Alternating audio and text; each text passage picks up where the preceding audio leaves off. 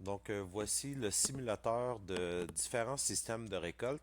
Ce simulateur a pour but d'établir le coût de récolte, transport et entreposage de cinq différents systèmes. Donc on a ce que j'appelle l'ancien système de balle à balle ronde que la plupart des gens connaissent, des presses à balle ronde pas nécessairement très performantes, transport des balles rondes du champ à la ferme avec des plateaux et par la suite enrobage à boudin.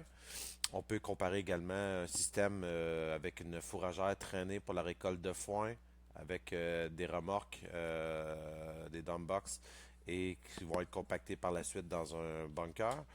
On a un système de comparaison également pour l'ensileuse automotrice pour le foin. La quatrième colonne, c'est l'ensileuse automotrice, mais on est sur une récolte de maïs. Et puis, dans la dernière colonne, en fait, c'est le système de récolte, ce que j'appelle en fait un nouveau système ou la nouvelle ère des presses à ballon. Et en fait, le but de cet exercice-là ou de ce simulateur-là, c'est de voir, de pouvoir comparer différents systèmes, pas juste comparer la performance d'une fourragère avec la performance d'une presse à ballon, mais il faut regarder ça dans un tout, donc de la récolte jusqu'à l'entreposage, en assumant que les tâches préalables à la récolte du foin sont similaires, donc faucher, racler et autres. Eux, ces coûts-là ne sont pas inclus. Donc, je parle vraiment du coût de soit pressage ou de l'ensilage, puis transport et entreposage. La manière que ça fonctionne, c'est assez simple. On a dans le haut les paramètres généraux. On détermine d'abord si on veut fonctionner sur le système métrique automatique. On a un premier curseur ici où est-ce qu'on établit le coût moyen de la main-d'œuvre, le prix du diesel, taux d'intérêt, la distance moyenne du champ à la ferme. Là, on est sur un 2000, donc environ 3 km. Et on a finalement le rendement moyen pour le foin en matière sèche à l'acre par année. Donc, on est sur un 5 tonnes de rendement de matière sèche sur le foin et on est sur du 8 tonnes de rendement de matière sèche au niveau du maïs. On a juste en dessous une boîte qu'on peut exploser. Donc, c'est le coût de capital de chacun des équipements qui sont inclus dans le simulateur. Donc, qu'est-ce qu'il y en est pour les tracteurs? En fait, on a quatre catégories, donc de 0 à 200, 200, 300, 300 à 400 et 400 et plus. Et pour chaque catégorie de chevaux ou de HP, on a des dollars par HP. Donc, un tracteur de 200 chevaux fois 2000 dollars fait 400 000 et ainsi de suite. Et la même chose pour la fourragère automotrice, là, je l'ai mis sur un 1400 dollars par HP. On a dans la deuxième colonne la durée de vie de ces équipements-là. Et dans la troisième, le nombre d'heures que cette machine-là va être utilisée dans l'année. Le nombre d'heures nous permet en fait de calculer un coût de dépréciation par heure de travail pour une saison. Et on a finalement le prix résiduel de la machine à la fin de son cycle de vie, qu'est-ce qu'elle vaut. On le déduit finalement du coût d'achat pour calculer la dépréciation. On a dans la deuxième partie à droite, on a le coût de tous les équipements traînés, ce qui est presse à balle ronde, remorque autochargeuse, les plateaux et autres. Donc encore là, les prix, ce sont des prix qui ne sont pas nécessairement représentatifs de la réalité. Vous pouvez les modifier comme vous voulez. Vous inscrivez la durée de vie. Donc, vous avez l'unité de vie ici. Dans le cas de la presse à balles rondes, j'ai mis une durée de vie d'environ 50 000 balles pour la durée de vie et ainsi de suite. Donc, soyez libre de changer les chiffres comme vous voulez. L'outil est là pour ça, justement. Si je ferme cette page-là, on va sur la troisième boîte. Dans le cas pour les besoins de la simulation aujourd'hui, on est sur un troupeau de 500 vaches laitières, donc avec 250 génisses et 250 veaux. On a la répartition, donc combien de kilos de matière sèche jour chacun de ces vaches, génisses ou veaux vont manger. Et ça nous donne finalement au global l'équivalent annuel en tonnes de matière sèche qui doit être récoltée, entreposée pour nourrir ce bétail-là. Et juste avant qu'on aille un peu plus bas, donc on a à droite les pertes, parce que chaque système génère des pertes, soit durant la récolte ou l'entreposage de l'alimentation.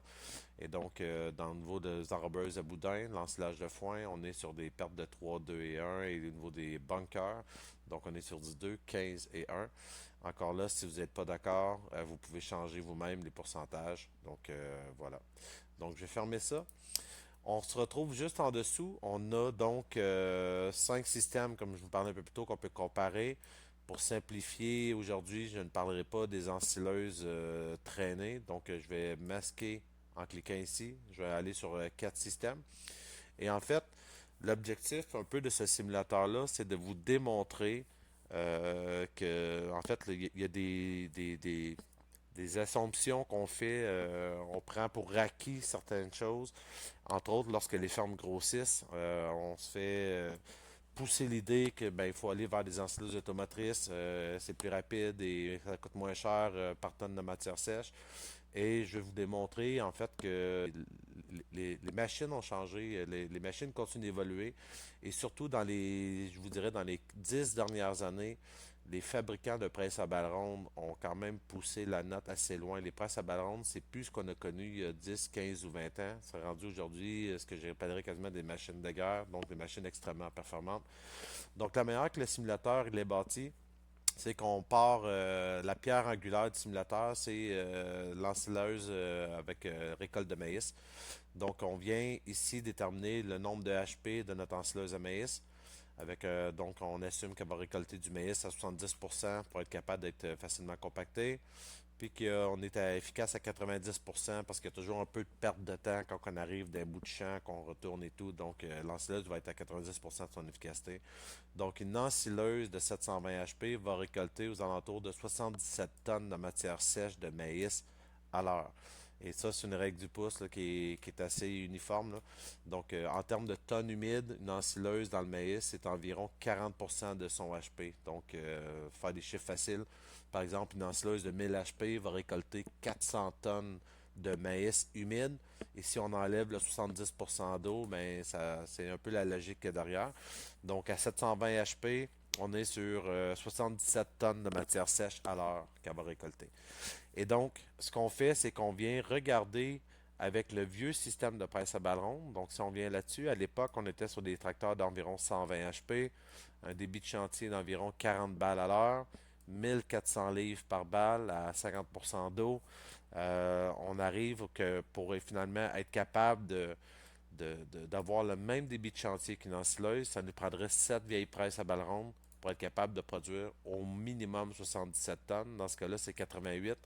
Vous comprendrez que si je serais à 6 presses à balles rondes, mais je serais en deçà de 77 tonnes. L'objectif du simulateur, c'est de démontrer qu'avec les nouvelles technologies aujourd'hui, les presses à balles rondes sont capables de récolter, d'avoir le même débit de chantier en tonnes de matière sèche à l'heure. C'est ça le point tournant là-dedans. Donc, je continue.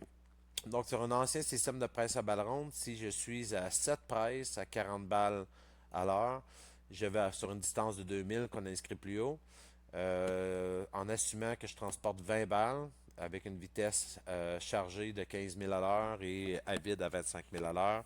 Donc, j'aurais besoin de 8 tracteurs avec des plateaux de capacité de 20 balles pour être capable de au moins fournir des presses à balles rondes parce que l'objectif, c'est que on veut s'imposer les mêmes contraintes qu'un chantier d'ensilage de maïs. Donc, dans le cas d'un chantier d'ensilage de maïs, l'ensileuse, on ne veut pas qu'elle arrête. Donc, on met autant de remorques que possible en arrière. Donc, c'est le but un peu de comment on fait le calcul. Donc, 8 tracteurs, donc 7 presses à balles rondes, 8 remorques, 8 tracteurs et remorques pour transporter ces balles-là sur une distance de 2000, donc 3 km. Et on arrive à la fin à l'entreposage, donc le niveau de l'enrobeuse en ligne. On est sur un tracteur de 120 HP qui va charger les enrobeuses. Et donc, avec un débit de chantier d'environ 130 balles à l'heure enrobée et un coût de 3 par botte de plastique, ça va me prendre deux tracteurs, deux enrobeuses pour être capable au moins d'enrober le volume de balles qui arrive du champ. Si je m'en viens sur l'ensileuse de maïs, donc, mon ensileuse récoltait 77 tonnes de matière sèche à l'heure sur 2000 de distance, donc avec des tracteurs de 200 HP, des remorques dompeuses de 2000 p3, avec des vitesses que vous pouvez changer si vous voulez. J'aurais besoin de 6 tracteurs avec 6 boîtes dompeuses pour être capable de faire au moins 77 tonnes. J'arrondis toujours à l'unité supérieure, donc je termine à 6 tracteurs et boîtes dompeuses pour être capable de fournir l'ensileuse sans arrêt. Et lorsqu'on arrive au niveau de la compaction, donc en ce cas-là, ici, si mon tracteur il a 300 HP, ça calcule environ 3 tracteurs que j'ai besoin pour compacter 95 tonnes. Le calcul du compactage ici est assez simple. Donc, la règle du pouce, c'est qu'un tracteur pèse environ 85 livres par HP. Donc, plus que j'augmente le HP, plus mon tracteur est pesant. Et là, dans ce cas-là, si je le mets à 400 HP, je viens de tomber à deux tracteurs pour une capacité de compactage de 85 tonnes de matière sèche à l'heure. Et dans le fond, la règle qui est assez unanime dans l'industrie, c'est que pour chaque 800 livres de poids de tracteur, ça prend 800 livres de poids pour tracteur pour chaque tonne de matière sèche qui va être compactée à l'heure. Donc, c'est le calcul qui est en arrière. Donc, trois tracteurs pour compacter. Donc, à ce moment-là, j'ai un chantier qui est continu, qui est constant. Si on va au niveau des nouvelles presses à balles rondes, donc oui, donc si on parle d'une presse à balles rondes qui est plus performante, essentiellement, je suis sur du 150 HP au lieu de 120. On a un débit de chantier un peu plus élevé parce qu'on a des pick-up qui sont extrêmement performants. Donc, on est autour de 48 balles à l'heure. Et on a surtout des balles qui sont plus denses. Donc, dans le scénario que j'ai fait ici, on était sur des balles de 1400 livres avec des vieilles presses. On est rendu autour de 1800 livres, même des fois plus. J'ai vu fréquemment des balles beaucoup plus pesantes. Avec un taux d'humidité à 50%, efficacité de 90% comme dans tous les systèmes. Donc, 4 presses à balles rondes, haute performance aujourd'hui, va générer 77 tonnes de matière sèche à l'heure, autant qu'une ensileuse de 720 HP. Lorsqu'on arrive au niveau du transport, sur 2000 de distance qu'on avait plus haut, donc je parle de remorques autochargeuses et non plus de plateau, mais de remorques autochargeuses avec, soyons raisonnables, une quantité par remorque de 14. On peut se rendre jusqu'à 20, mais pour l'exercice, je l'ai mis sur 14 balles seulement par voyage. Notre vitesse chargée et à vide, donc encore là qui peut être modifiée. Donc j'aurais besoin de 4 remorques autochargeuses Anderson pour fournir 4 presses à ballon de haute densité. Et j'aurai un débit de 84 tonnes. Donc techniquement, mes remorques vont attendre un peu après les presses, mais ça c'est bien. Et on finit au niveau de l'enrubanage. Ben, encore là, rien qu'à changer. J'ai mis toujours mes tracteurs de 120 forces qui vont charger mes deux enrobeuses à 130 balles par enrobeuse, à 3 de plastique par balle.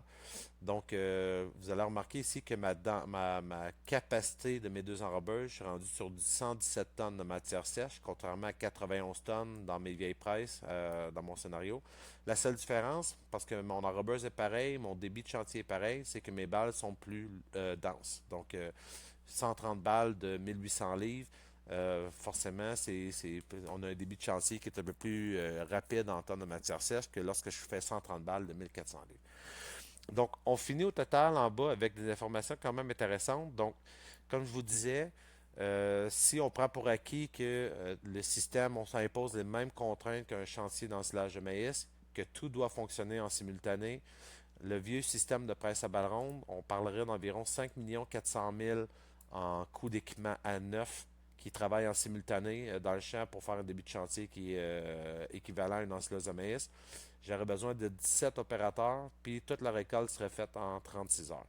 Si je m'en viens au niveau de l'ensilage de maïs, on parle d'un coût d'équipement neuf de 5 788 000, donc un peu plus élevé, mais je diminue de beaucoup mon nombre d'opérateurs. J'ai besoin de seulement 10 opérateurs, donc un sur l'ensileuse, 6 sur les remorques dompeuses et 3 pour compacter la récolte. Et ça va me prendre ça, grosso modo, 47 heures. Et lorsqu'on arrive au niveau des presses à balles rondes haute densité, combinées avec des remorques autochargeuses, on est sur un équipement en valeur à neuf de 3,5 millions, 10 opérateurs, tout comme l'ensileuse, à 41 heures de travail. Donc, c'est pour vous démontrer qu'aujourd'hui, les presses à ballons ont évolué et que si vous combinez ça avec des remorques autochargeuses, on est capable aujourd'hui, avec un système conventionnel, d'offrir le même débit de chantier. Si je vais un peu plus bas, on va retrouver finalement la comparaison. Donc, on a le nombre d'heures requis pour chacun de ces systèmes-là, le nombre de tonnes brutes qui doit être récoltées, pour qu'une fois que les pertes d'entreposage et de récolte sont imputées au système, on finit avec notre 3000 tonnes requis pour nos 500 vaches qu'on a inscrit plus haut. Pour chacun des systèmes, on peut exploser les coûts de récolte par le coût d'opération, qui sont les coûts de main-d'œuvre, essence et autres, et les coûts de possession, donc c'est la dépréciation, les coûts des taux d'intérêt. Donc, vous pouvez aller voir ça.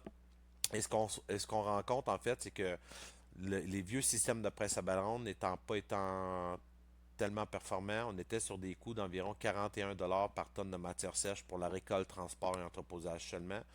On est tombé au niveau des ensileuses automotrices dans le foin à 37 tonnes, ensileuses de maïs à 35 $ la tonne de matière sèche.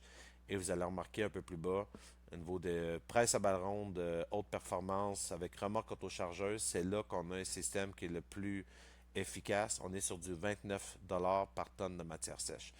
Donc, la grosse différence que vous allez remarquer, là, le segment là, qui est brun-orangé au centre, c'est le coût de transport. Le transport, c'est des fourrages ou du maïs ou du foin, comme vous voulez, appelez-le comme vous voulez. C'est la dépense la plus importante dans tous les systèmes. Dans le cas de l'ensilage de maïs, pourquoi c'est aussi cher? C'est qu'on transporte du maïs en vrac qui n'est pas compacté. Donc, il y a une énorme quantité de volume qui doit être transportée parce qu'on fait la compaction rendue au site. Tandis que dans le système de presse à balles rondes, on compacte au champ. Et donc, en transportant au champ, on a beaucoup moins de volume à transporter. C'est pour ça que notre coût de transport est beaucoup moins dispendieux sur un système de presse à balles rondes de haute performance. Donc, voilà. Toute l'information est là. Amusez-vous, c'est un outil qui est là pour vous permettre de voir finalement quel système est le mieux pour vous. Mais enfin, cet outil-là, en fait, ce qu'il démontre, c'est que on est capable, même si votre ferme grossit, un système de presse à balles rondes, c'est le système le plus avantageux. Il reste au final quand même des petites comparaisons qu'il faut. Ça ne veut pas dire que le presse à balles rondes, c'est le meilleur système pour tout. Il y a des avantages et des inconvénients entre un système d'ensilage de maïs versus le foin. L'ensilage de maïs, dans les avantages qu'on a, c'est qu'on a une récolte par année, tandis qu'on a trois récoltes au niveau du foin. Donc ça, c'est un élément.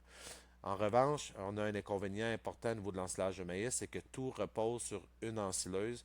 Si l'ensileuse brise durant la récolte, tout le chantier est arrêté, tandis que lorsqu'on a quatre presses à balles rondes, par exemple, dans cette simulation-ci, si j'ai quatre presses à balles rondes qui fonctionnent, j'en ai une qui brise, j'en ai toujours trois qui continuent de fonctionner. Donc, c'est l'élément, un des éléments importants. On a moins d'investissement requis ici. J'ai pas plus de personnel, c'est de voir. L'autre avantage du maïs, comme on l'a vu un peu plus haut, c'est que j'ai un rendement en tonnes de matière sèche qui est plus élevé alors que le foin. Donc, si vous êtes limité en termes de superficie, le système d'ensilage de maïs va vous permettre de nourrir plus de vaches avec la même superficie de champ. Donc ça, c'est un avantage, mais en contrepartie, nourrir des vaches à l'ensilage de maïs, ça a un coût de ration qui est un peu plus élevé par vache par jour parce que vous allez devoir rajouter des suppléments pour compenser parce que les vaches n'ont pas été conçues pour manger du maïs. Donc un système à base de foin va généralement produire un coût par vache qui va être moins dispendieux qu'un système basé sur une alimentation au maïs. Donc j'espère que vous avez aimé, amusez-vous, puis voilà.